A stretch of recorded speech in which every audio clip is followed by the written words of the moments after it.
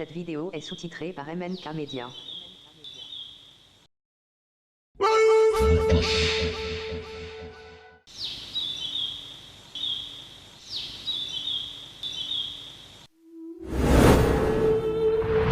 yàlla màgg mi digal na julliti ñu xare ci sànceem lan mooy nekk réaction wu naafeq yi te lan mooy xew avant sa guerre bi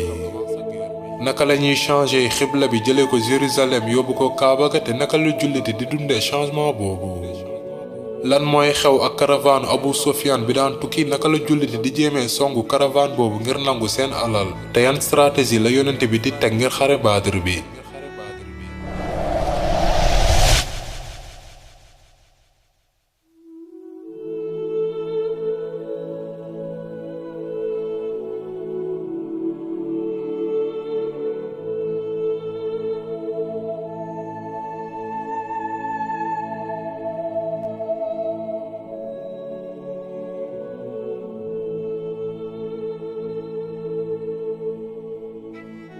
bi yàlla màgg mi joxe autorisation ngir xare yonent bi alayhi salaatu wasalaam tàmbalee na jàngat yoon yëpp yoonu màkk yi jëm Médine ak yoonu màkk yi jëm Cham fi waa Xuraysi di commercer yonent bi tàmbalee na yónni troupe bi benn par benn ci at bu njëkk ci gàddaay gi yónni na benn troupe bu ndijaayam Hamza jiite Hamza gayndewu yàlla bi ak yonenteem yónni na leen ci benn caravane bu Abu Jahl jiite woon waaye jotul la am benn xeex seen diggante te yonent bi alayhi salaatu wasalaam yónni waat na benn troupe bu Ubaydo ibn al-Xaarif jiite te ci fin wu rajab bi tamit yónni na benn troupe ci dëkk bi di Naxla Ubaydo Allah ibn Jash moo jiite woon troupe boobu te bi mu yónnee troupe boobu ci bés bu mujj ci weeru rajab bi saxaaba yi déggoowuñu ñoo ngi doon laaj est-ce que dañ leen di song wala déet ñoo ngi doon laajte loolu ndax bés bu mujj la ci weeru rajab bi benn ci ñeenti weer yu sell yi nga xam ne dañ ci tere xare ñenn ñee ngi doon wax ni que ni weer bi mën na jeexee 29 jours beneen weer tàmbali ñeneen ñi naan 30 jours moo gën a wóor jotuñu déggoo kon nee nañ que ni caravane bi dina rëcc te dugg Màkka te buñ leen songee dinañ leen am kon enfin d'accord nañ ci xeex leen combat bi tàmbali na rey nañ benn yéeféer jàpp ñaar yéeféer yi yëg nañ ko te tas nañ xibaar bi ci péninsule arabique bi que ni Muhammad valorisé wul weeru sell yi te terewu ci ay xare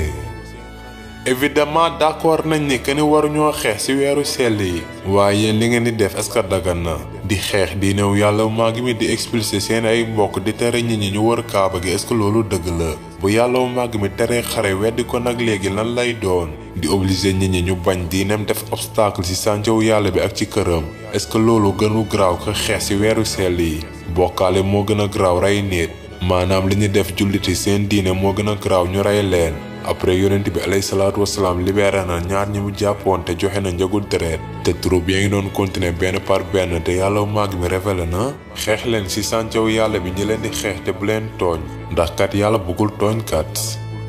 aaya yi doon wax ci xare yaa ngi doon wàcc ndànk-ndànk bu dee nag naafeq yi rax ci jullit yi wone woon seen gëm-gëm bu njëkk yaakaaruñu woon ni que ni xare dina am deret tuuru jaasi dalante mësuñu ko woon yaakaar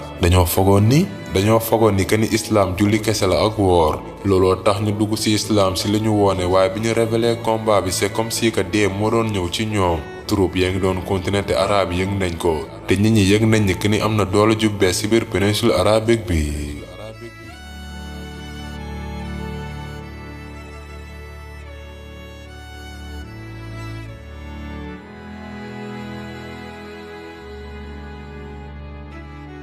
xibla yonenti yàlla bi ak ay saxaabam fi ñuy jàkkaarloog di julli moo nekkoon Jérusalem jumaaw al aqsa bi te malgré loolu yonent bi alayhi salaatu wasalaam mooy doon xool asamaan si mooy doon yaakaar xibla bi soppi orientation jëm si jumaaw maamam Ibrahim bi mu tabax il y a des milliers d'années waaye ba tey jii ni ndigalu yàlla bi wàccagul ba ci weeru Shaybaan ci ñaareelu at ginnaaw gàddaay gi yàlla wàccee na tournel kon sa kanam jàkkaarloog kër gu sell gi yonent bi alayhi salaatu wasalaam bég na kon ci orientation boobu baytal maqdis jëm sa kaaba gi yàlla honoré te fekk ni sax saxaaba yi ngi doon julli kenn ñoo na yuuxu leen xibaar bi yonent bi digal nañu ñu soppi xibla bi jàkkaarloo kaaba gi saxaaba yi hésité wuñu ngir soppi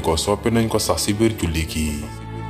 ci moment boobu yenn juif ak naafeq yi tàmbale nañoo wax dañoo bëgg a duteloo julliti ci islam te nee nañ comment ça julli nañ ay at jàkkaarloog Jérusalem te léegi ñu bëgg a jàkkaarloo kaaba gi ñi dañuy foowee diine bi bu dee xibla bu njëkk bi moo baaxoon kon bu tey bi baaxul te bu dee ni bu bees bi nag mooy bu baax bi kon si bu ñu nekkoon baaxul woon ñoo ngi duteloo nit ñi te yàlla màgg mi tuddee na leen les faibles d'esprit tontu bi ñu leen war a tontu mooy que ni première bi ak deuxième xibla bi yëpp yàlla màgg mi moo leen moom changement boobu benn test la woon benn épreuve ngir ñi gëm ñi pour ñu xam kan mooy topp yonent bi ak kan mooy dellu ginnaaw. yenn saxaaba yi ñoo nañ gis yonent bi alayhi salaatu wasalaam te nee nañ ko oo yonent yàlla am nañ ay frères yi doon julli jàkkaarloog baytal maqdis waaye dee nañ avant ñoo soppi xibla bi kon léegi nu muy demee ngir ñoom ak seen julli yàlla màgg mi bind na seeni julli te yëgal na leen que ni duñu ñàkk récompense julli gi te loolu peu importe ñu julli ko woon ci xibla bu njëkk bi wala ci bu bees bi benn jamonowu législation la woon ci suñu diine ñaareelu at ginnaaw gàddaay gi ci weeru saybaan xibla bi soppi nañ ko baytal maqdis jëmale ko ci kaaba gu tedd gi.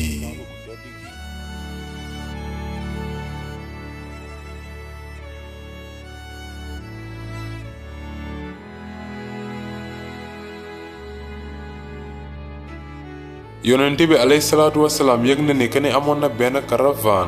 caravane commercial bu jóge Màkk di jëm Sham mooy Syrie Palestine ak Jordanie te yëg na ni que ni caravane boobu dina ñëwaat caravane bu mag 200 giléem yi ñu équipé bu baax chargé leen xaalis Abu Sufyaan jiite ko yonent bi alayhi salaatu wasalaam yëgal na ko ay saxaabam yëgal na leen ko te digal na leen ñu dem ci caravane boobu chargé xaalisu waa Xurays xaalis bi saxaaba yi moomoon waa Xurays sàccoon ko ci ñoom di yaakaar yàlla delloo leen ko mun naam di ngeen jot ci xaalis boobu ndax Xurays daf ko sàcc ci yéen saxaaba yi génn nañ sans armée bu baax sóoraale wuñu woon xeex ndax ab caravane commercial la woon rek ñoo ngi tolloon ci 300 nit kese ak benn dizaine te ñaar ci ñoom rek ñoo ci yor woon fas Az-Zubayr ibn al-Awwam ak al-Mihdad ibn al-Aswad ñu bari ci ñoom demuñu ndax appel bi nekk woon général troupe bi génn na Médine yonent bi alayhi salaatu wasalaam jox na drapeau bi Mus'ab ibn Umayr te xaaj na leen ci ñaari groupe waa Ansaar ak émigré yi Ali ibn Talib jiite émigré yi Saad ibn Mu'ad jiite waa Ansaar Abu Sufyaan yëgal nañ ko ci la yónnee kon benn nit sa Màkka benn nit ngir mu yëgal leen ni que ni ñoo ngi nar a sàcc seen xaalis waaye kenn fogul woon ni que ni noonu lay demee du yonent bi te du saxaaba yi ki ñu yónni te mu tudd Damdam al-Xifaari yegg na Màkka ak alt bi mu fa yeggee xotti na ay yërëm te yuuxu na oo yéen waa Xuraysh sauvé leen caravane bi nit ñi daje nañ di laajte lu xew Muhammad ak ay saxaabam ñoo ngi jëm seen alal ci Abu Sufyaan wuy walloo nitu Màkka yi mer nañ ku ci nekk na di waajal xeex di waxaale xanaa Muhammad ak ay saxaabam dañoo foog ni comme caravane Ibn al-Adrami bi la dañoo foog ni kenn yombee na sàcc noonu ndax yàlla dinañ xam ñun ñooy ñaan Màkka préparé wu na ak ay nitam ay armam ay chefam ak ay borom fasam 1300 nit yi jëm ci caravane bi 1300 chef waa Màkka yépp génn nañ ba mu des Abu Lahab di jaay yonent bi joxe na benn excuse te yónni na keneen ci plaasam Umayya ibn Xalaaf bëggoon a des moom tamit waaye xaritam bi Uqba ibn Abi Mu'ad nee na ko o Umayya laala parfum te nga maquillé wu ndax nekkoo lu dul ab gel Umayya ne ko te lu tax nga wax loolu ndax geli rek ñooy seral bu combat amee ci la Umayya jóge kon te préparé wu ngir combat bi chef yi kon génn nañ te Iblis ñëw na moom ci boppam jël melokaanu Shorada ibn Malik te nee na leen o askan di ngeen gañe tey man la seen dëkkandoo fii ci Kinaana maanaam Kinaana du leen laal ndax ci laa bokk te maa ngi leen di incité ñu xeex encouragé nañ nit yi te préparé wu nañ di dellu ak caravanam Abu Sufyaan mu ngi doon bàyyi xel ak di moytu décidé na yónni quelques espions pour xam li ñu war a def ak fi ñu war a dem xam na ni kon kenn ci route principale bi Muhammad ak ay saxaaba mi dañ ko fakkar ci la changé kon yoon jël na beneen yoon ngir rëcc ak caravane bi 200 giléem yi 40 nit kese garde woon lan lañ mën a def face ak Muhammad ak ay saxaabam caravane bi rëcc na kon yónni na benn nit sa Màkka ngir yëgal leen ko te ngir wax leen ni que ni ñoom Muhammad jàpp ñu leen woon Xuraysh yëg na xibaar bi alors que ni préparé woon nañ ba pare 1300 combattants yi armé wu bëgg nañ bàyyi léegi mu sedd waaye Iblis ëf na leen incité leen te encouragé waat leen dem leen te xeexe leen ndax yéenay gañe tey seen chance la. Abu Jahl jóg na kon te nee na ndax yàlla duñ bàyyi ma ko mu sedd dinañ dem Badr ngir des fa 3 fan dinañ rendi giléem yi lekk ci ñam bi naan ci sàngara si ànd ak suñu ay fecckat ba araab yi yëg ko. ci anam boobu Xuraysi génn na dem xare ba mu des Al Agnas ibn Surayk bu waa Bani Zora mi abandonné te ak moom 300 nit mu des kon 1000 combattants yi dem jubali sa Badr.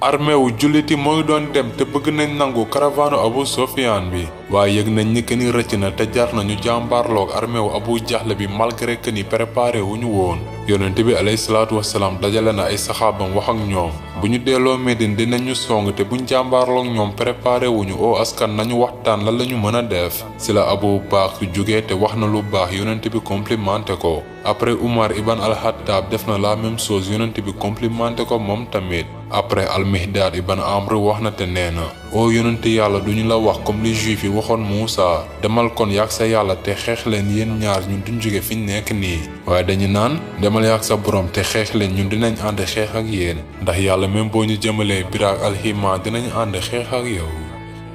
yonent bi alayhi salaatu wasalaam bëgg na ci kàddu yooyu waaye wax nañu waxtaanaat ñett émigré wax nañ waaye dafa bëgg avis waa Ansaar dafa soxla seen avis waa Ansaar waatoon nañ ni dinañ xeex biir Médine waaye pas ci biti. Saad ibn Mu'aad comprendre na bu baax te nee na kon oo yonente yàlla est-ce que dag ñuy laaj suñu avis waaw seen avis yéen laa soxla oo yonente yàlla gëm nañ la te prêter nañ la serment maanaam ci combat ci gëm-gëm déglu la ak déggal la oo yonente yàlla ndax yàlla boo jéegi woon géej gi dañ la topp te kenn du fi des. Saad ibn Mu'aad mooy wax ci boppam ak ci waa Ansaar yëpp nee na dinañ dem ñu ñëpp sans exception ragaluñu jàmbaarloog noon bi suba te dañoo endurance ci combat sincère ci affrontement yi te yàlla na la yàlla woon lu baax ci ñun. yonent bi alayhi salaatu wasalaam bég na konte nee na dem leen ndax yàlla dig na ma benn ci ñaar yi caravane bi wala troupe bi ndax yàlla c'est comme si que maa ngi gis bërëb bi ñu war a deewee te ci anam boobu groupe bu jullit bee ngi doon avancé.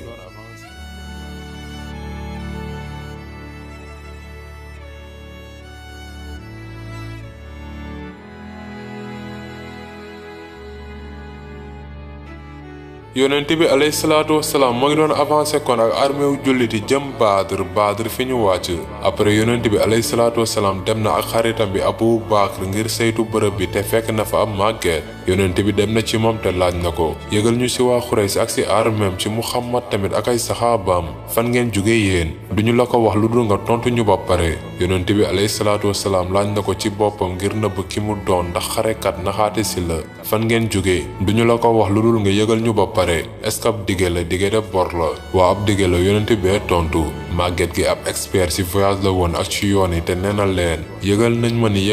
ni kenn Xuraysh génn na bés sàngam te bu dee ni dëgg la ñoo ngi léegi bërëb sàngam te yëgal na yonent bi alayhi salaatu wasalaam ci seen bërëb te wax nañ ma ni kenn Muhammad ak ay saxaabam génn nañ bés sàngam te bu dee ni dëgg la ñoo ngi léegi bërëb sàngam te yëgal na yonent bi ci bërëbam ak ci bërëbu waa Xuraysh après màgget gi laaj yonent bi fan ngeen jóge kon yonent bi tontu ñoo ngi jóge ci ndox màgget gi nekk di laaj ban ndox la bëgg a wax bu Irak bi wala alors que ni yonent bi lim doon wax mooy ndox bi ñu sàkkee ñun ñëpp ndax bépp nit moo ngi jóge ci ndox ak suuf tontoon na ko noonu ngir nëbb ki ñu doon moom ak saxaabam bi.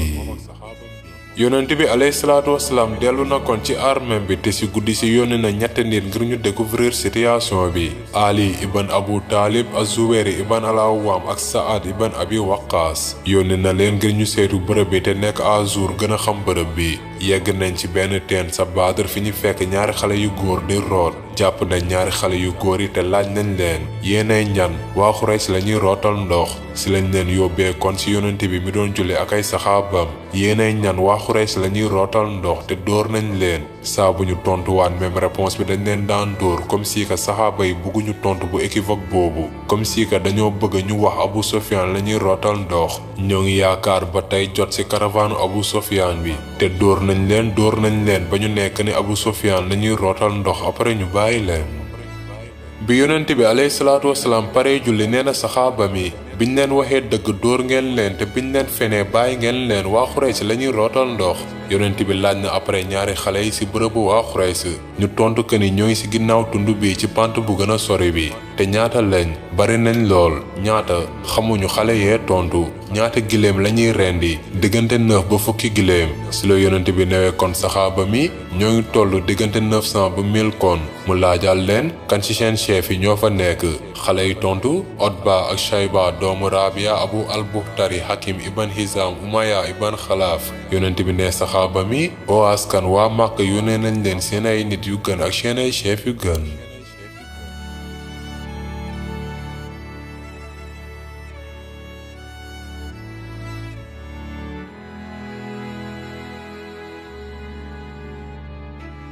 yonent bi alayhi salaatu wasalaam ak ay saxaabam yegg nañ sa Badr yegg nañ ci wetu benn teen bu fa nekkoon te kenn ci ay saxaaba mi al Obbaab ibn al Mundir nee na ko oo yonent yàlla est-ce que yàlla la digal nga campé fii wala avi la guerre bi ak pexe yi yonent bi tontu waa avi la guerre bi ak pexe yi oo yonent yàlla nekkul kon bërëb bi gën li gën mooy ñu campé ci teen bu gën a sori te yàq yeneen teen yëpp nañu yàq yeneen teen yëpp te denc benn bassin ndox rek ngir ñun comme ça bu ñuy xare ñun dinañ naan ñoom ñu bañ a naan yonent bi alayhi salaatu wasalaam muñ na apprécié na avis boobu te def na ko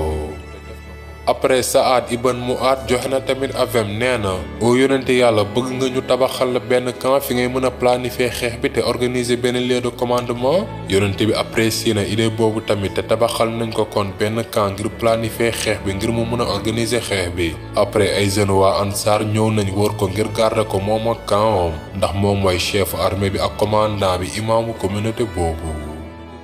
bi yonent bi alayhi salaatu wasalaam organisé armée bi te jox ku ci nekk sa poste gauche droite ci kanam ci ginnaaw te joxe rôle yi tàmbalee na leen remonter seen moral remonté na seeni moral te nee na leen fii la diw di deewee te fële la keneen ki di deewee bu soobee yàlla dinañ dee ci bërëb yi moo ngi leen di woon bërëb yi yéeféeri di deewee te seen moral remonté wu na kon bu dee waa Xuraysh nag campé nañ ñoom tamit ci wetu Badr campé nañ fa te nekk nañ di wër ay teen ngir naan waaye saabu kenn ci ñoom jegewaan benn teen dañ ko daan rey ba mu des Hakima ibn Hizam ndax yàlla dina ko gindi après ci islam armée waa Màkk bi tiit nañ malgré que ni ñoo ëppoon gën a armé wu te gën a pare ngir combat bi ci lañ décidé kon yónni benn espion bu tudd Umayr ngir espionner armée wu jullit yi te bi mu ñibbisee laaj nañ ko lan nga gis ñoo ngi toll ci wetu ay 300 yooyu après mu continuer waa askanu Xuraysh ndax yàlla gis naa dee gi ci suñu wetu buntu xolu waa Yafrib andil nañu dee ndax yàlla kenn ci ñoom du dee avant moo rey kenn ci ñun xoolal ma moral bi tiitaange ba ngi doon xeeñ ci seen armée bi ba sa Hakima ibn Hizam bëgg a retirer armée bi seen moral wàcc na lool te ruu yi faible nañ Hakima dem na gis Utba te wax ko mu convaincre nit ñi ñu bàyyi combat bi te quitter armée bi Utba jug na te nee na lu tax ngeen di rey nit ñi bu kenn ci yéen reyee kenn ci ñoom dina ko fàttaliku toujours dina ko fàttaliku ci dundam bi yépp dina nekk ni rey na cousin wala mbokkam bàyyi leen Muhammad ak araab yi ci jàmm Abu Jahl dégg na ko te mer na nee na ci Utba liggéey bi ko Muhammad liggéey yokku na te aggravé wu na Abu Jahl mi yees moomu bëgg na xeex ba tey moo ngi bañ ba tey Muhammad ci la demee kon ci benn nit bu tudd Amir mi ñu rayoon frère am bu njëkk te nee na ko sa vengeance a ngi nii Utba bëgg a wàccee suñu moral léegi ci la Amir jógee kon di réclamer vengeance su frère am te ci noonu lañu meree te préparé waat ngir combat bi guddi gi jot na veille vendredi le 17 ci weeru koor ci ñaareelu at ginnaaw gàddaay gi guddi jot na te armée wu jullit yi campé na ak bu yéeféeri tamit yonent bi alayhi salaatu wasalaam moo ngi doon julli ci guddi gi yépp yàlla wàcce na nelaw ci jullit yi ngir seen ruu mën a dal après yàlla wàccee taw comme yërmande pour ñu gëm ñi ak benn coono pour yéeféer yi veille combat bi gën a sacré la ci histoire jullit yi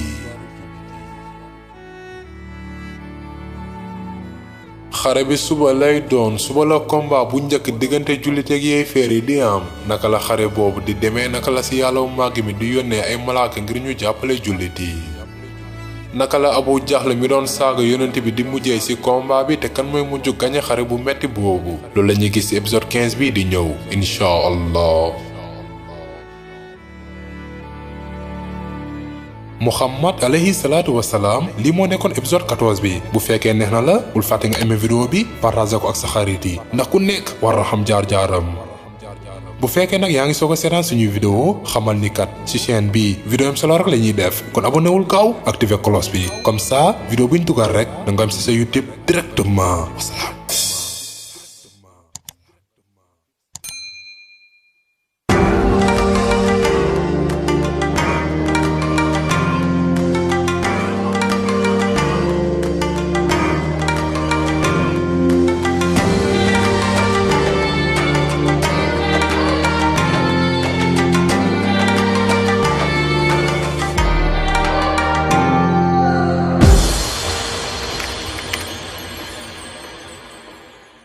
pour nag ñi nga xamante ne dañoo bëgg ñu defal leen ay publicité ci chaîne bi moo xam ci njaay bi ñu nekk liggéey bi ñuy def service bi ñuy joxe wala ci seen entreprise woote leen gaaw ci 77 773 94 83 su ko defee ci ay njëg yu yomb nga am ay clients yu bari kon nag bul tardé wooteel gaaw.